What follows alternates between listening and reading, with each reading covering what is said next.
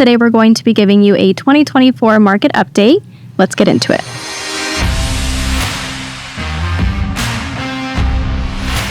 Welcome back to the Nitty Gritty of Real Estate Podcast. My name is Alicia Sanchez, and I have Heather Oloboni here with me today, and we are going to be giving you a market update for 2024. Awesome. Thanks for having me. Of course. Okay, so today we're going to talk a little bit. We're going to have just a natural conversation. Like, you work with a lot of first-time home buyers. Yes. And I do a lot of stats. So, and we're going to have a conversation about affordability, because that really is, if there's no bigger market update than talking about affordability right now, not just here in Tucson, but across the entire nation. Like, there are certain states where it doesn't matter. You won't be able to be a first-time home buyer just because of the cost of living versus the income in certain states. We do a stats class every single month, and one of the slides they had on the screen was essentially the minimum wage in all of the states, the average minimum wage in all the states, and what the affordability for a house is. So, like, the median sales price of a house. Okay. And there are obviously states like California where it's in the $700,000 range and their minimum wage is $15 an hour. So that number doesn't mesh well with a first-time home buyer. And so we are actually dealing with that pretty heavily here in Tucson because of the influx of people that are coming in and where the money is coming from. But I know you're working with a lot of first-time home buyers, and what are you seeing as the biggest, I guess, struggle with affordability for them? I think the biggest thing that I'm seeing is we have first-time buyers. They're ready to go. And when we narrow down what homes are available for the price point that they can afford, most of the time it's a home that needs work. And that's really hard as a first-time buyer because you want something that's pretty much move-in ready. It's going to be, let me go back. Pretty much move-in ready. And the homes that we're seeing is they're probably not in the best condition. There's deferred maintenance that's going to be involved. And as a first-time buyer and, making minimum wage, that could be really hard to maintain. Yeah. Yeah, definitely. And then the other piece of the puzzle is even if they can find a home or the price that they're looking at, it's sometimes a condo. Right. And so you're having to, find the ones that are eligible for lending. And then once you find the ones that are eligible for lending, is the cost for the HOA going to push them out of their comfortable payment range too?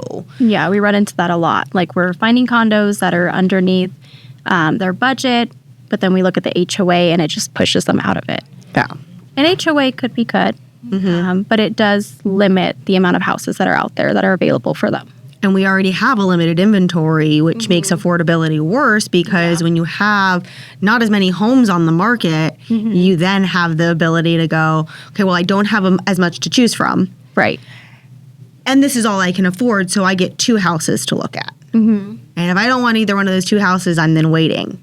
Right. And then we have the added difficulty on top of that is interest rates. Yeah. And those interest rates that are still right now currently below the 30-year average, which is between 7.5 and 8, because we're sitting anywhere between 7.0, 7.2 right now. Right.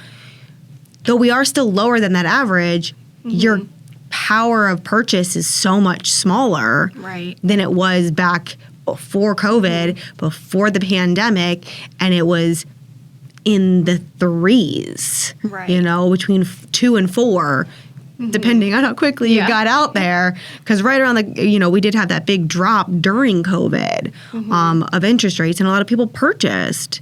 Yeah. And then we run into the secondary piece of that puzzle of, if you did get lucky enough to buy your starter home before then, now you can't buy your move-up home. Right. You're like, oh, I'm only going to be here for a few years. I can sell this. Now, if you sell, you can't afford. Right. So a lot of people are wanting to hang on to that 3 and 4% interest rate. It's hard to let that go. Yeah. It's the Jenga tower right now of like, well, I could do this, but if I do this, then what else could potentially fall?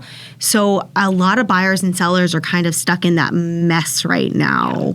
Something else I'm noticing too is buyers want to wait until interest rates drop. We all know late last year, everyone was talking about how the feds were going to drop them significantly 3 times or 3 to 6 times throughout the year, and we haven't seen much movement. Yeah. But something to consider is when our rates drop, our prices on homes are going up. So it's not really helping in the long run. No. Yeah, and it's still been just a steady, in certain areas, a steady increase year over year, month over month to see the value going up.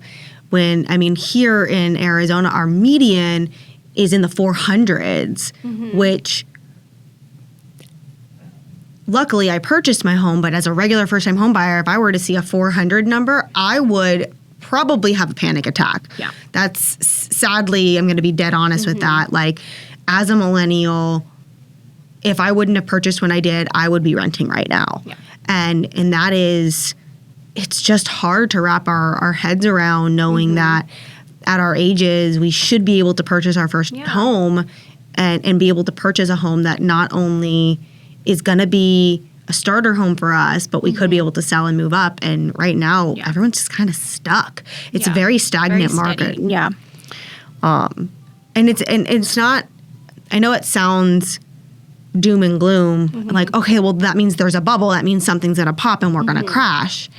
No, it just means that we're going to stagnate. Yeah. And that's really what the numbers are telling us right now is at least through the election, we're probably going to stagnate. We're probably just going to, if people have to buy, they'll be able to figure out if they can buy, they'll figure it out. If they need to sell, they'll sell and they'll figure it out.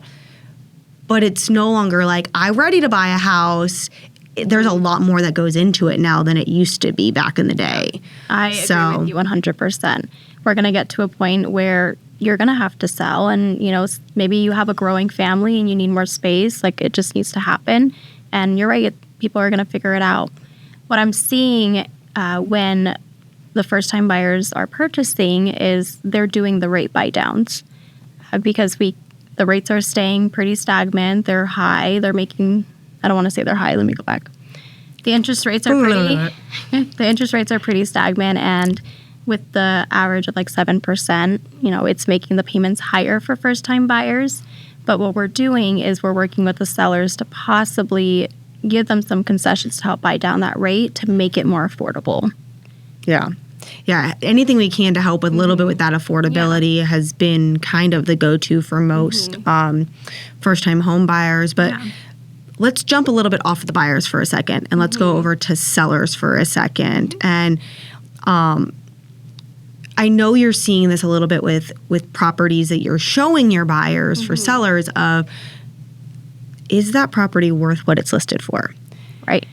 And I know here in Tucson, we just went through the market data and seeing that, you know, between 50 and 60% of the houses that are currently on the market have gone through or will be going through a price drop.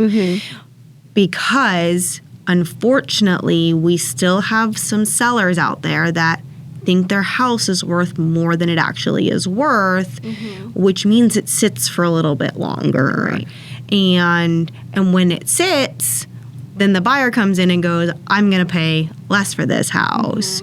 This is really where it's super, super important to talk to your real estate agent if you're a buyer, and trust your real estate agent when you're a seller to go, tell me what my house is worth. This is a number I would really like.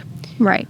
But if you can explain to me why it's not, because it's at the end of the day, it's basic supply and demand. Hey everyone, we want to interrupt this episode to let you know that we are a Keller Williams Southern Arizona franchise. We are also realtors practicing equal housing. Now let's get you back to the podcast. And really trusting that real estate agent knows their numbers and knows their market. That's why it's so important to have a real estate agent that understands the stats of the market and what's going on. Because if your house sits for too long, it becomes stagnant, it becomes stigmatized. And a buyer, whether we want to agree with this statement or not, as a regular buyer, when something sits on the shelves forever, you're going to go, is that really worth what you're asking for? Like, I'm going to wait till it goes on sale. The same thing happens with houses. Like, if it sits on the market for a certain amount of days, the buyer's eventually going to be like, it's probably not worth that. I'm going to offer X for it. Yeah. Which means you're not getting the biggest bang for your buck because the market is at the end of the day going to tell you what your home is worth. Yeah. And, you know, as much as we wish putting, you know, $25,000 or $30,000 into a pool, it may not turn out that $25,000, $30,000 shows up on the back end of that sale. Yeah. Especially with everything stagnantizing a little bit. So, and I see that a lot with solar too. Solar. The fun of solar, the fact that it friend. doesn't give you value unless you actually fully own it is something that is really hard for people to understand. Have noticed that as a big one too. And I noticed that homes that are selling with the solar that's leased, they take longer to sell because you need to find a buyer that not only can afford that house, but can also take on that solar lease. Yeah, and they're probably already pushing the payment as it is just to get the mortgage. Exactly. And then you have to add another $150 to $200 for the lease on top of that. Yeah. So I completely understand that as well.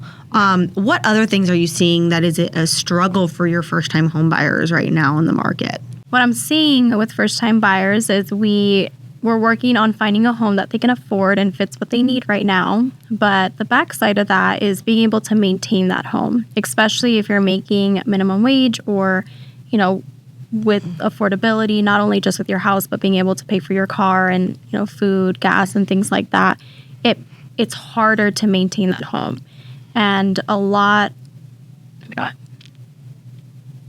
find that finding ways to save money with closing costs or possibly a program to help with your down payment keeps money in their pocket to be able to put towards that maintenance that they're going to have in the long term.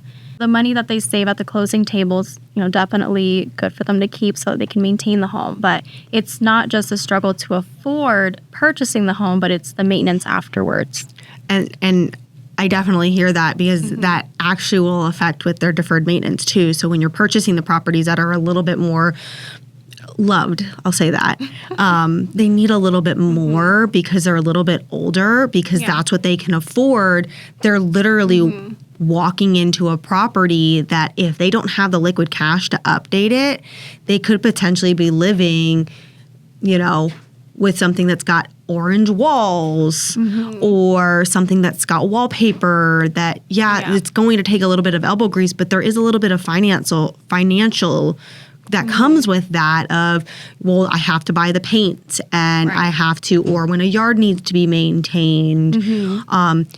We cover all of the big stuff in an inspection to make sure the big stuff is working, but sometimes that little stuff, that the repairs that we call the 99-cent repairs do add up. And when you don't have the liquid cash because you're spending it on a property and you become house poor rather than, and inflation has done that with a lot of things. So I definitely, that is a big struggle. And that's why affordability, you know, I know we're supposed to be talking about market stats and you're probably coming into listening to this podcast assuming that you're going to hear, this is the average price point and this is the list to sales price ratio. And we didn't talk about that for a specific reason. Affordability is a big, big struggle, not just here in Tucson, but across the nation. And I know we have listeners that are not just here in Tucson that want to know, hey, when is this going to happen for me? When am I going to be able to buy my first house? And the best advice I can give you as someone that looks at the numbers is the second you feel like you're able to buy a house, buy the house because the equity will come, but do not make yourself house poor because that is not what we want to see as real estate agents. We want you guys to see the ability of homeownership.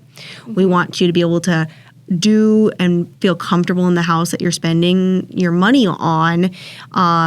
And so we want to find you the right house. Would you agree, or do you have another piece of advice for them? No, I absolutely agree. Find something that works for you now. It doesn't have to be your forever home or your dream home. Something that works now that you can afford and live in comfortably. And eventually you're going to have that equity that builds up. And you can use that equity to get into something bigger or maybe turn it into a rental property. But when the time feels right and you feel like you're ready, I would say do it. Yeah. I think we had a great podcast talking about a little bit about affordability, and every few months we'll continue this conversation of what's happening in the market. We know right now we're going to stay a little stagnant until the election is over, but once the election is over, hopefully we'll see a shift one way or the other. I mean, we're already technically in a shift. Plus, we're in the summer months. It's like, 100 degrees here in Tucson. Who wants to go outside and walk through a house that may or may not be vacant? Right. And let's hope it has the air conditioner on. Yes. So. Yes, and I, like we were talking about before, if someone wants to know more about the market and specifically like stats for their area, it's best to contact a real estate professional that works in that area, and they'll be able to give them some insight. Yeah. And if you don't know who to contact, please feel free to reach out to us. Our information will be down in the description bar below, and we can connect you with a real estate agent that's able to give you information on the market. Or if you have questions about the Tucson market or the Southern Arizona market, please feel free. Any of the agents here would be more than willing to have that conversation. Well, thank you, Heather, for taking the time to sit down with me and talk more about the market. And we'll catch you next time. Thank you for listening and watching the Nitty Gritty of Real Estate podcast here with the Tom J. Krieger team of Keller Williams, Southern Arizona. If you are interested in buying a home, selling a home, or even investing in real estate, we have 5,000 agents across the country that we can connect you to. If you need any free resources, feel free to check out our website at www.thetjkteam.com. We hope you have a great day.